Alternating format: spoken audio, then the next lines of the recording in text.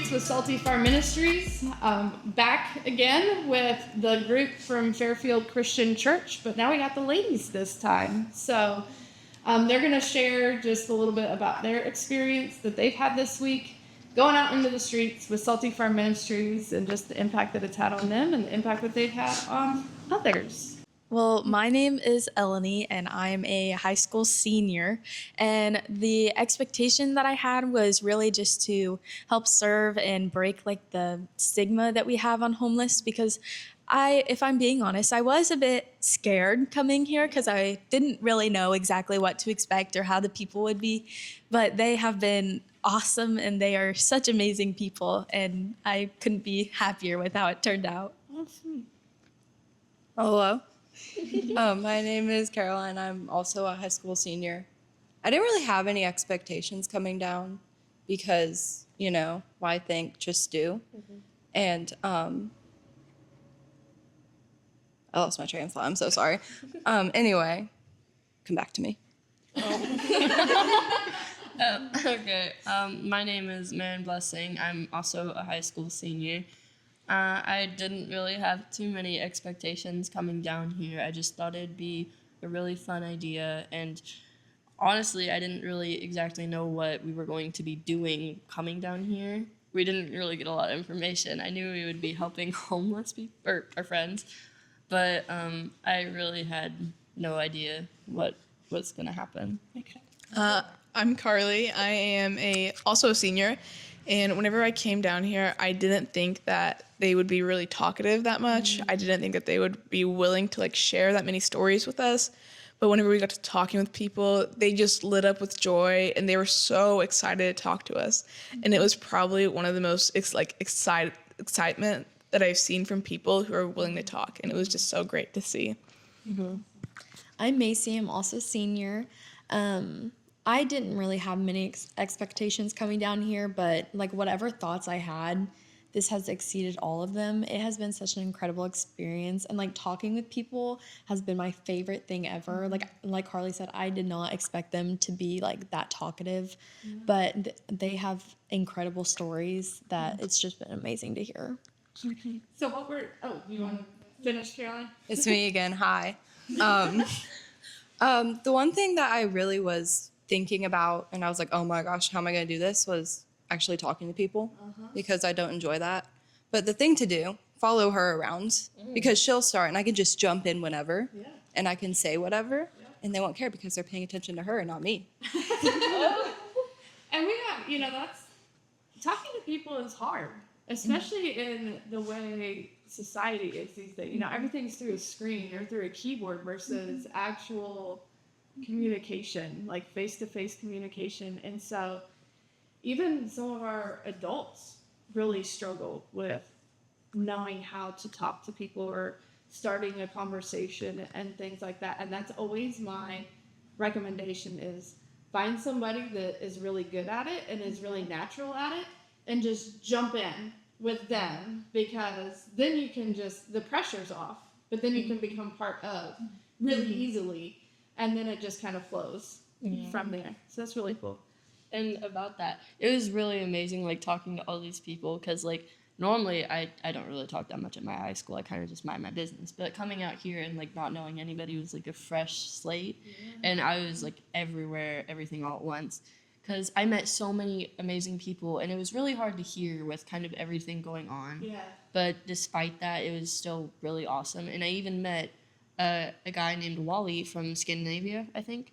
And he was really interesting, and he spoke Russian, which kind of made it a little bit more difficult, but it was still really, really amazing. It was a really great experience for me. Cool.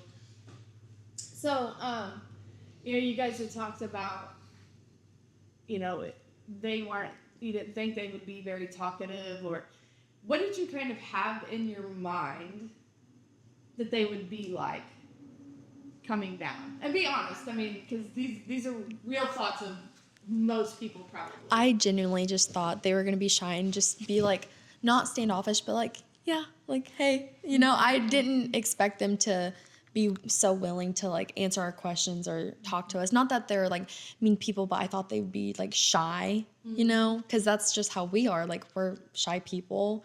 And so I was just more expecting like them to not talk as much. I honestly, this is gonna sound really rude, but my first impression of people on the streets were that they were rude and thank you, they got themselves there for a reason and like it's their fault, but it's really not when you think about it. There's certain circumstances that they can't help, like family, housing, and especially like living in a certain place, like such a big place like this. But I was, from a very young age, I was like told that like they got themselves there. It's their own fault. They can help themselves if they want. But like learning more about it, you learn like it's a lot harder to get a proper job, transportation, everything. And there's so many like different connections that other people use that they don't have. And it's like, it's so enlightening to see that, honestly. And I'm so glad I did. Awesome. That's awesome. And kind of going off of Macy, I definitely did not think that they would want to answer questions, especially personal questions, because obviously they're in a difficult spot in life. And most people, I mean, at like our high school and stuff, if you were to ask something about their personal life, they would not have it like these people. And one man that we met, his name was Jeremy. He was awesome. But if you were to sit down with him, he would talk with you for 30 minutes about everything that he ever could about his life, because he just loved to. He loved to talk with people. And I really didn't expect that. Yeah. And if you think about, you know, what their life consists of, they're alone and isolated, you know, most of the time. So to have somebody genuinely interested in them and their stories and, you know, all of these things, it's like you're a captive audience that they can hold on to and, you know, really be able to share things with, because the interactions that they have with people most of the time are not positive. And I thought it was really easy to connect with some of them because, well, they certainly have been through it a little bit. And I mean, I'm not saying that I've been through as much as they have, but I was able to connect with this one man. His nickname was Cage. I unfortunately didn't hear his real name, but I thought the nickname Cage was funny because Nicolas Cage, I just easily connect him. But I thought it was really interesting to hear his story about how he got here from where he was originally from and like all the stories. He told me a story about, because I told him how I wanted to get a tattoo for my cousin who died in a car crash, and he told me that his daughter died in a car crash, and I thought that was very kind of him to share, and I just felt very connected to it. Yeah. And it's funny, once you like sit down and actually just start talking to people, we realize we have a lot more in common than we ever thought. You know, we might look different, our circumstances are different, and so sometimes we think, well, we're too different, we're never going to be able to connect on something.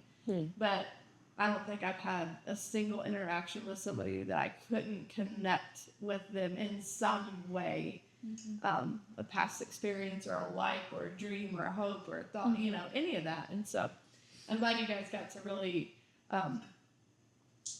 experience those kind of conversations with our friends, because those are the kinds of things, you know, the sandwich, yes, feeds them, right? And they won't be hungry for a few more hours, but the conversations and the interactions and those things, that is what lasts, you know? And so, like we've told you all, if you come back again, they will remember you, and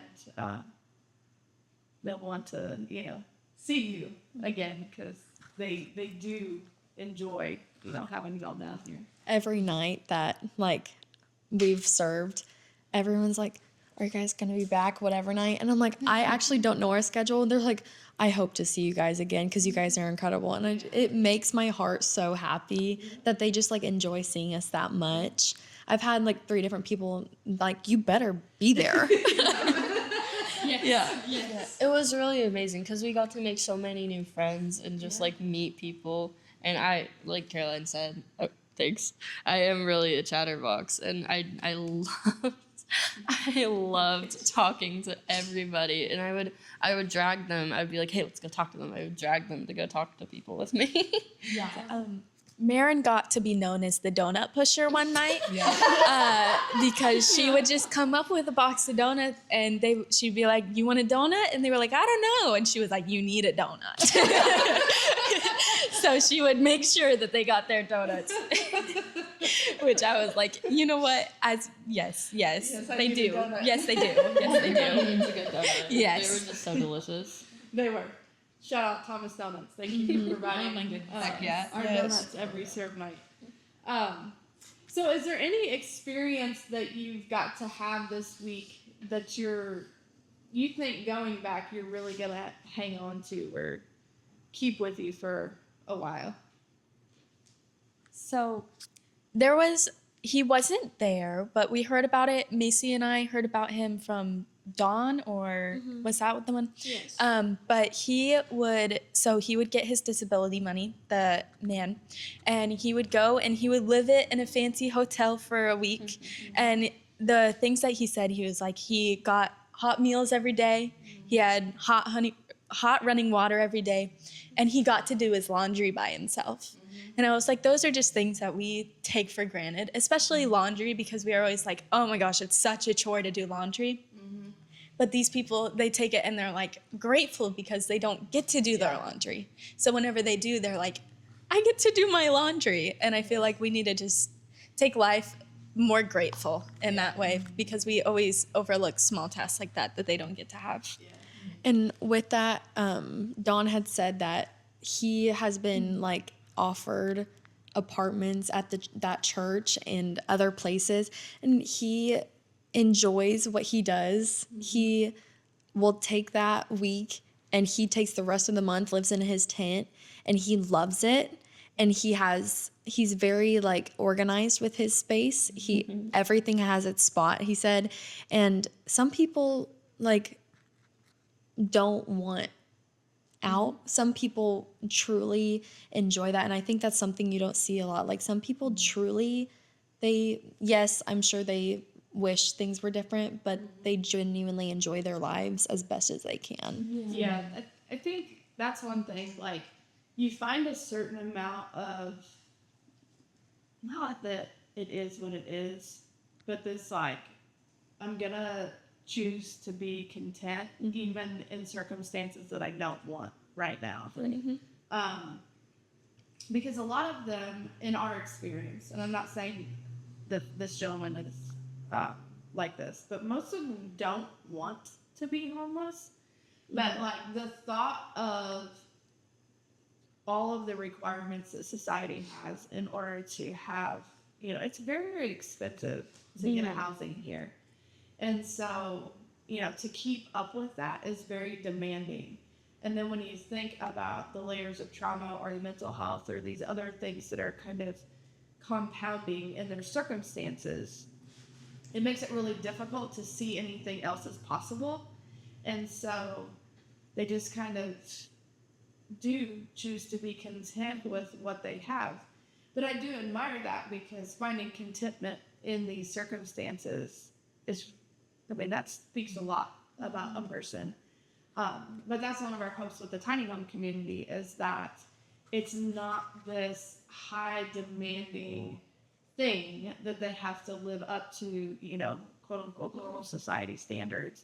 But we can give them an opportunity to still be themselves, but have an opportunity at like safe living and true shelter. So that's really our hope with that. But there are some, that can't imagine trying to keep up with, all that society has. And seeing them grateful for such like the tiniest little things was really amazing. It really was like a breath of fresh air. A breath of fresh air. Oh yeah. And that's one thing, like you said, like, we take for granted so many luxuries in our life. And, when it's pouring down rain here, JL and I are always like, gosh, we almost feel guilty not feel guilty, but, a deep appreciation for the fact that we are dry in the middle of storms, because they're not. And, so that's just it does make you kind of look at what you do have a little bit differently, because there's a lot that don't have all the things that we do have. We had a guy on the first night that we served, and it was his first time ever coming. And it was just so great to see that, because he was just so appreciative that someone would be willing to do all of this for him. And he just couldn't believe it. And he was just so grateful. And it just made like me so happy to just see like that someone could be this happy over just like the small things that we take for granted. And he was also just so happy that we still came out even though it was pouring down rain. Yeah. Oh yeah. And also he gave us hugs. Oh yes, their hugs are the best. Very much.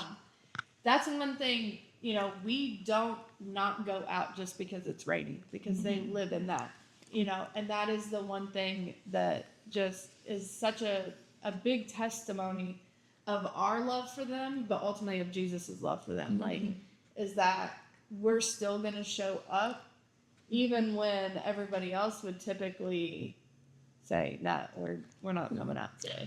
And there were a lot of first timers we met too, like Wally and Ezekiel. That was Yeah. the guy we met in the rain. It was amazing to meet them too. Yeah. I would also like to add, so on that first night, me and Macy were serving food, and it was pouring rain, but whenever Macy was just piling on the spaghetti that we had, the light in these, like, usually it was men, but the light in their eyes, and they always had such great manners. Yeah. I know people who have way more stuff than them, and they would never tell you thank you in your life. Yeah. And these people are just like, thank you so much. You don't understand how much you're helping me. Yeah. And it was amazing to just know that they're just so grateful, and they want to show it to you, Yeah. that you're changing people. With me piling food on, it was spaghetti, so I quite literally piled it on. And if they told me, I was like, does that look okay? And they were like, a little more. They were getting a lot more. I can't tell these people no. They are just, and they're, like they said, like the manners, you can't tell them no. They are just the sweetest and most like just genuine people. And I loved watching them, like, oh my gosh, like we're getting this much food. Like, yeah. And that same rainy night, I met like so many people, and I also was the donut pusher that night. Yeah. I met this amazing young girl and like all these amazing men, like Ezekiel and so many. Yes, Edward. And Edward was actually showing Ezekiel like the ropes and whatnot. Oops. Like Edward brought Ezekiel there to help them. And it's so amazing to see that kind of community amongst each other, that one is willing to help the other, even if that means he might get less food. Yeah. It was really amazing to see that and experience it. What's really cool is we always have these late stragglers that come up like after all the food is packed up, but we try not to take any food with us. When we leave for the night, we give out in abundance. And it's crazy because somebody will show up late and a friend will take out of their bag to give to somebody else because, they've been fed.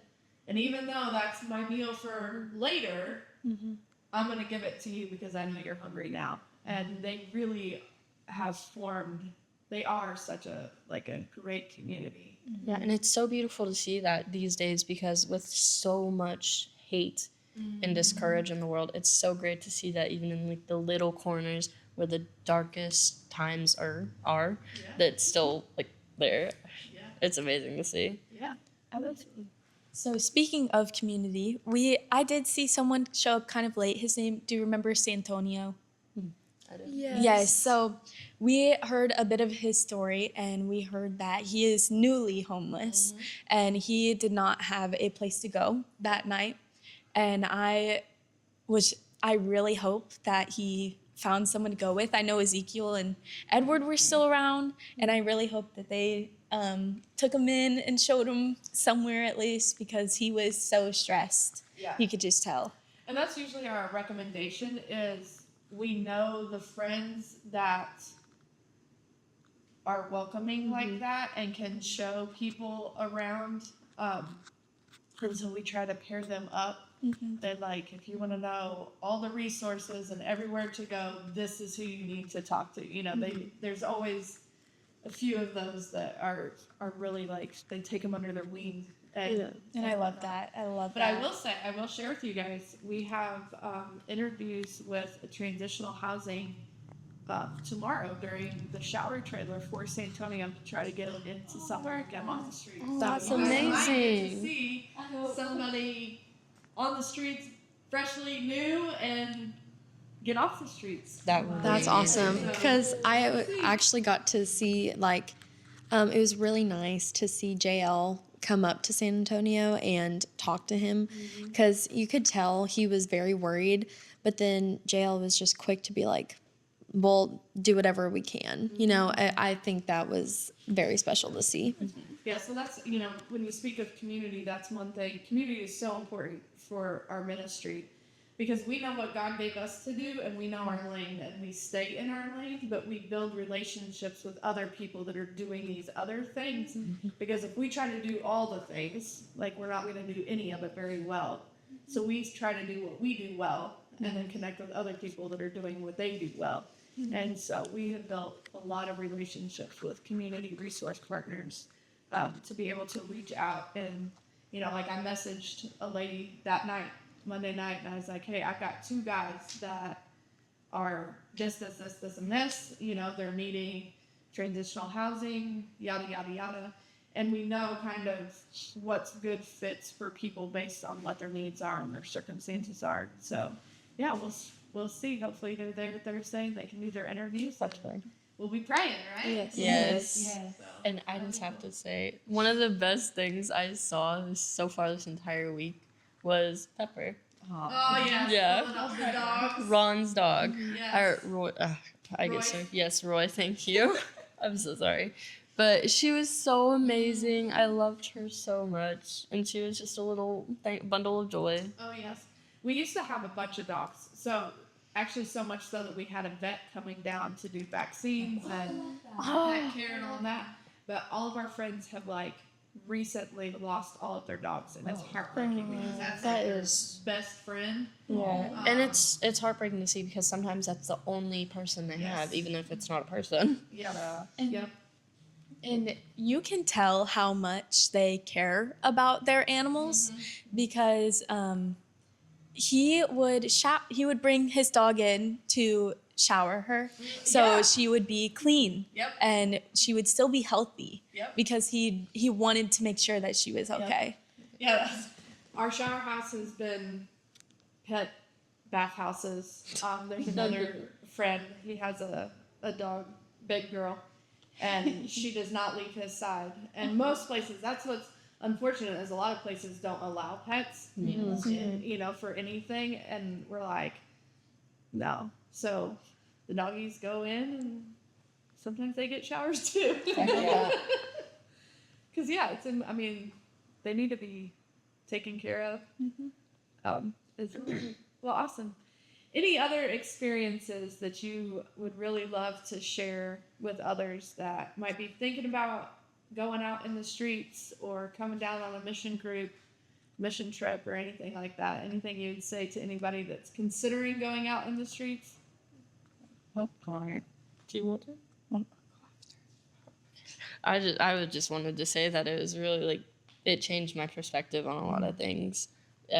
My first thoughts of friends on the street going into this has changed drastically since when I was a kid, and it's honestly been life-changing. One thing that I've realized at the very beginning when we first got here said that most of these people, they didn't make bad decisions. They were just unlucky. They lost friends and family. And I don't know, that really made me think because I've been in a car accident where I was the survivor, which sounds a lot more gnarly than it was.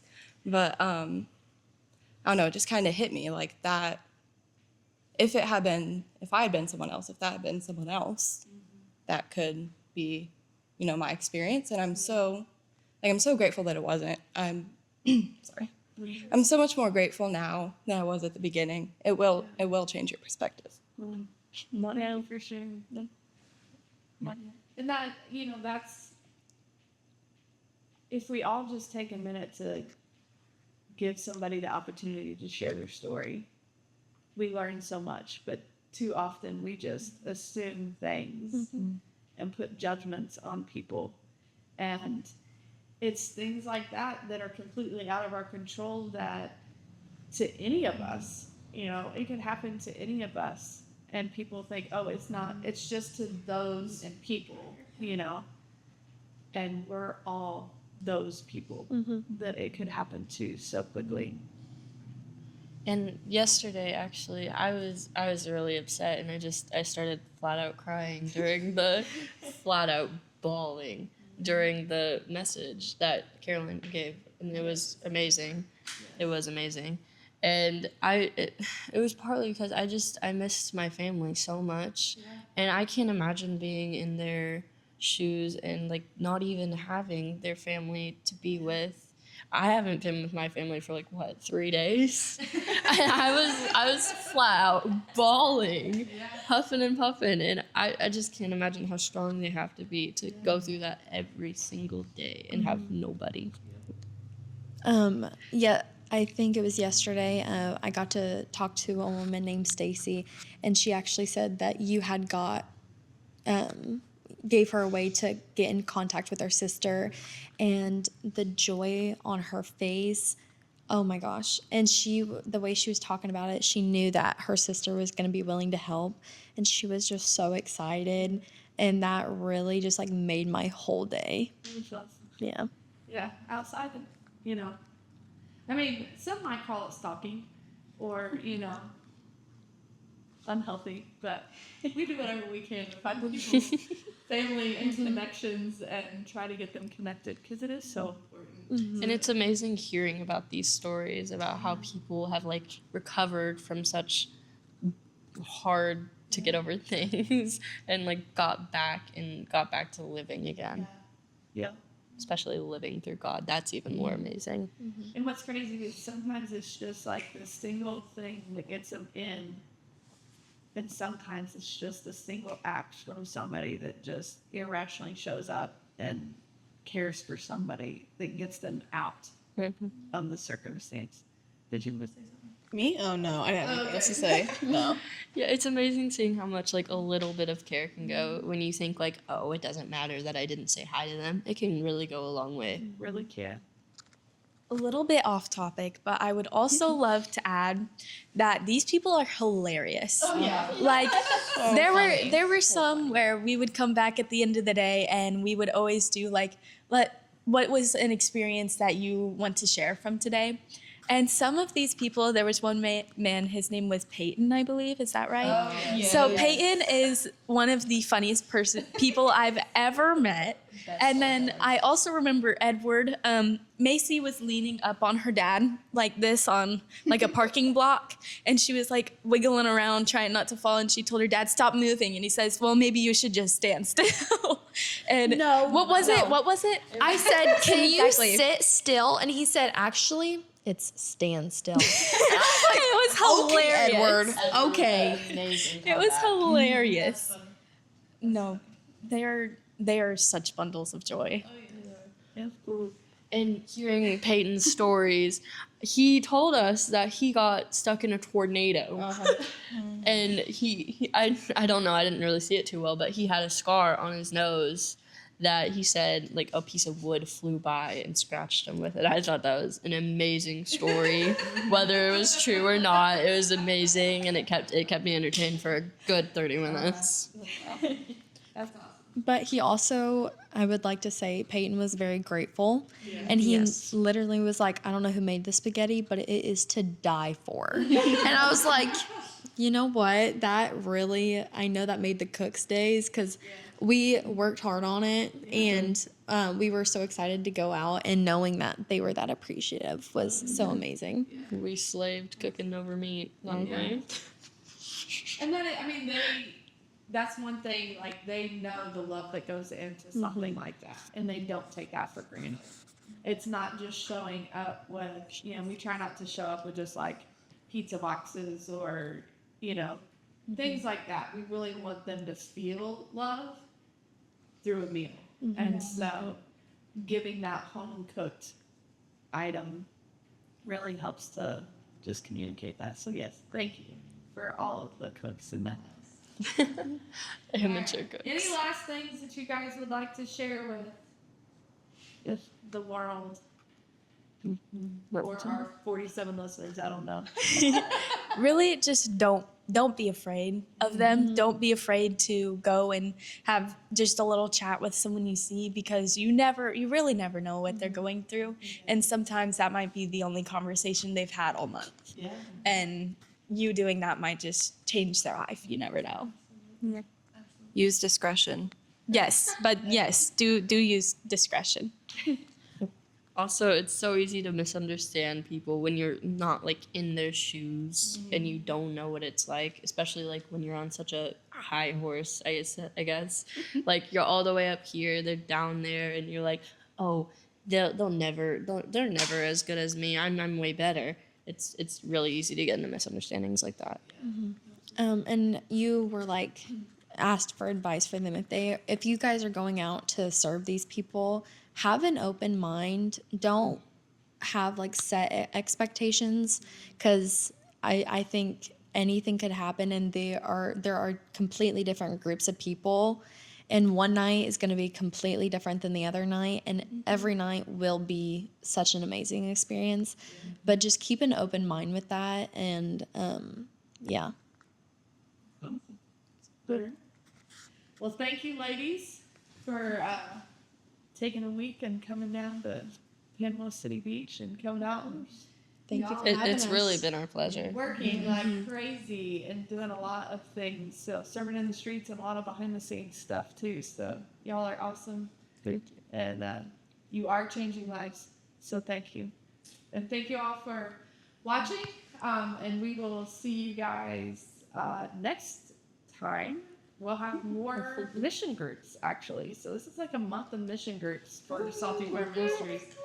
So we'll get to see lots of kids on camera this month. But yes, just follow us on socials, and you can check us out on our website. All that information will be in the description and on the screen. And so until then, go out like these ladies and be the light, and just go make somebody's day better, because they got to see you that day. So God bless y'all. Thank you so much, and we'll see you next time.